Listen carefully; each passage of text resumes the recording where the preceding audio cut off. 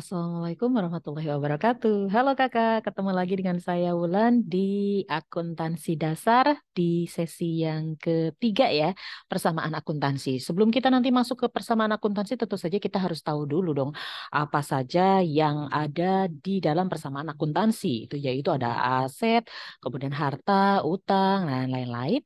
Nah, di situ tuh kan kita harus tahu dulu apa aja aset. Tadi sudah ada beberapa informasi yang sudah Ibu share ya tentang saham, kemudian surat berharga dari Bank Indonesia, ada wesel, ada lain-lain.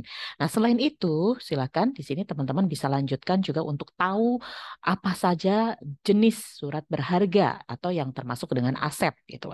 Ini ada sertifikat reksadana. Jadi ini bentuknya seperti ini. Teman-teman juga bisa tahu bahwa ini itu bisa jadi alat tukar ya, bisa ya. Ini sertifikat reksadana merupakan bentuk dari aset. Kemudian ada commercial paper. Ini juga ada nih bentuknya. Ini Ibu kesulitan mencari yang terbaru, jadi adanya yang versi lama. Ya beginilah bentuk-bentuknya hampir seperti ini ya teman-teman ya. Karena Ibu juga belum punya kalau commercial paper. Tetapi kita harus tahu kayak gimana sih bentuknya karena nanti kita harus mengelompokkan bahwa ini termasuk aset, oh ini termasuk utang, ini termasuk apa. Nah, ini teman-teman harus lihat dulu bahwa commercial paper ini termasuknya adalah aset. Kemudian eh, ada obligasi juga nih teman-teman, bentuknya obligasi seperti ini. Bisa teman-teman lihat kupon bunga untuk 1 triwulan dibayarkan. Nah, ini adalah bentuk contoh bentuk dari obligasi dan ini merupakan aset juga. Nah, di sini ada floating rate note atau FRN atau medium term note. Ini ada MTN. Ini contohnya seperti ini, bentuk kebentukannya seperti ini. Ini ya, jadi ini juga sama dasarnya adalah obligasi dengan jangka menengah. Jadi FRN ini adalah notes dengan bunga floats dan lazim diterbitkan di pasar luar negeri. Sedangkan MTN ini berlaku tingkat suku bunga fix yang lazim ada di Indonesia. Jadi kalau di Indonesia adanya MTN atau MTN, Medium Term Note. Tetapi kalau di luar negeri itu Floating Rate Note atau FRN. Ya kurang lebih bentuk-bentukannya hampir seperti ini.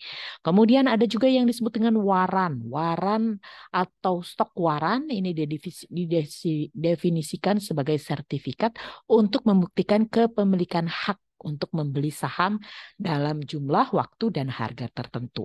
Ini bentuk-bentukannya seperti ini ya teman-teman ya, untuk bisa diketahui.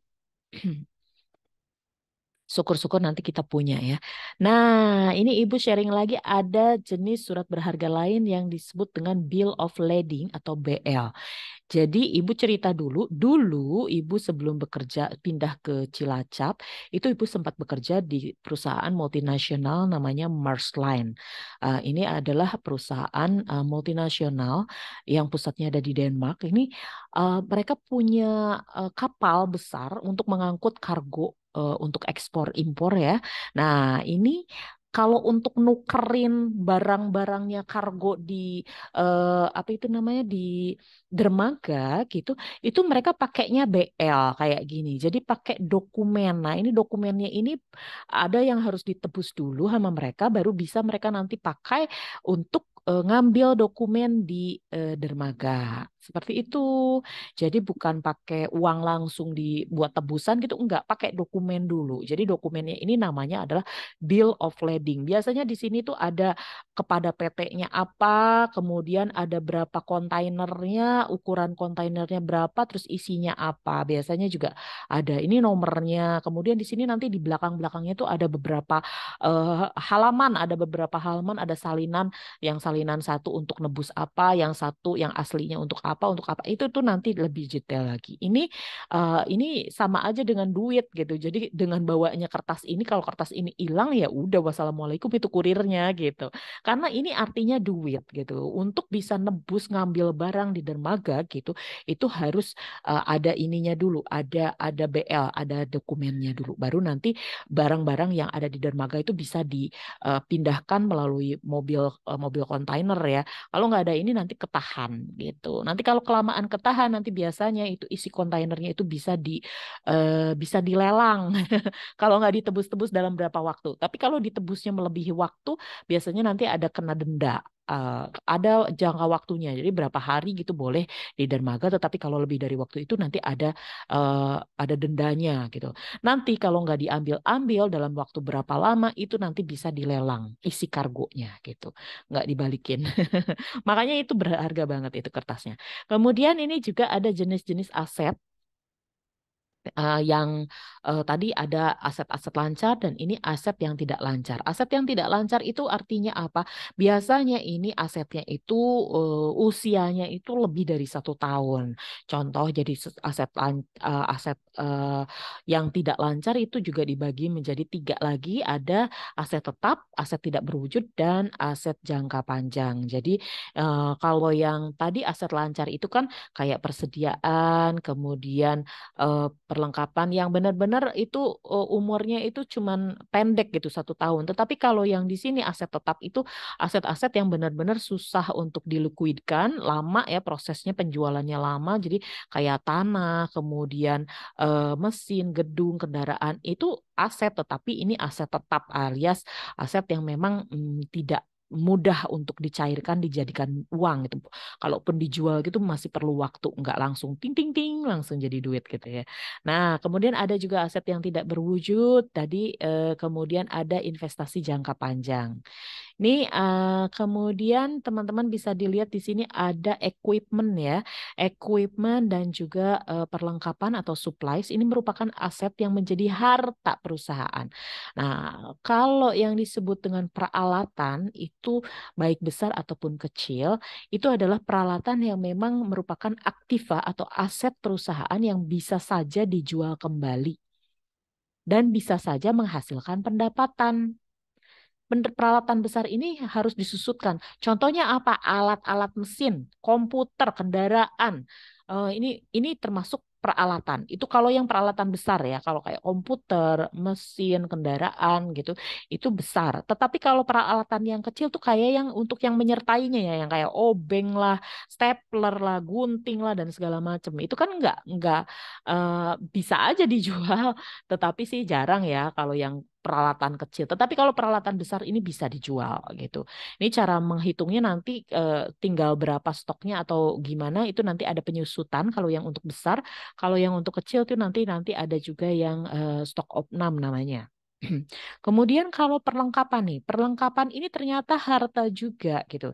Tetapi kalau perlengkapan ini nanti memiliki masa gunanya ini relatif singkat, bersifat habis pakai. Contohnya adalah kayak kertas, kemudian pulpen, pensil, dan lain-lain. Tuh ya.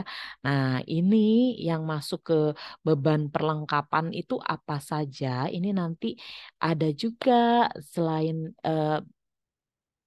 bisa disebut dengan eh, harta, tetapi nanti dilaporkannya juga sebagai beban gitu ya.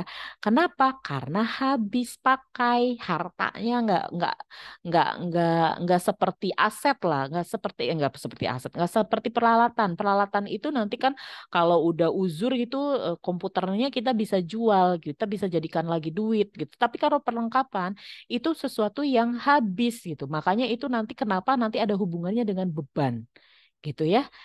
Itu adalah menjawab pertanyaan dari Mbak Adisa. Bu, kok di tempat saya itu pernah dikasih tahu bahwa perlengkapan ini jadi beban? Iya, betul. Tapi aslinya ini adalah harta, tetapi nanti bisa dilaporkan sebagai beban. Beban habis pakai. Contohnya adalah ini seperti kertas, bolpen, pensil, dan lain-lain ya. Oke, kemudian kita lanjut dulu. Di sini perbedaan peralatan dan perlengkapan. Ada itemnya untuk biaya penyusutan, ada. Kemudian kalau peralatan itu tidak. Peralatan ada biaya penyusutannya, kalau perlengkapan nggak ada karena habis pakai. Kemudian masa penggunaannya peralatan lebih dari 1 tahun. Kalau perlengkapan biasanya kurang dari 1 tahun. Penjualan kembali kalau peralatan bisa dijual kembali, perlengkapan nggak bisa. Kemudian sumber penggerak biasanya menggunakan sumber listrik kalau perlengkapan itu nggak pakai listrik. Nah, biayanya relatif mahal kalau peralatan kayak mesin, kendaraan, dan lain-lain ya. Tapi kalau perlengkapan itu ya murah lah kayak kertas dan pensil dan lain-lain itu kan nggak sampai ratusan juta lah. Ada yang ratusan juta, tapi kan kalau untuk kantor-kantoran ya nggak make yang seratusan juta gitu ya. Kemudian tujuan utamanya itu adalah pemeran utama gitu. Kalau si peralatan, kalau perlengkapan itu adalah pemeran pendukung. Kemudian pencatatannya kalau peralatan itu masuknya ke fixed asset atau harta tetap, sedangkan kalau perlengkapan itu masuknya ke current asset atau harta lancar.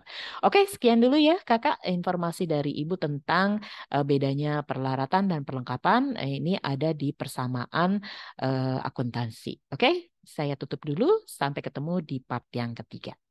Terima kasih atas perhatiannya.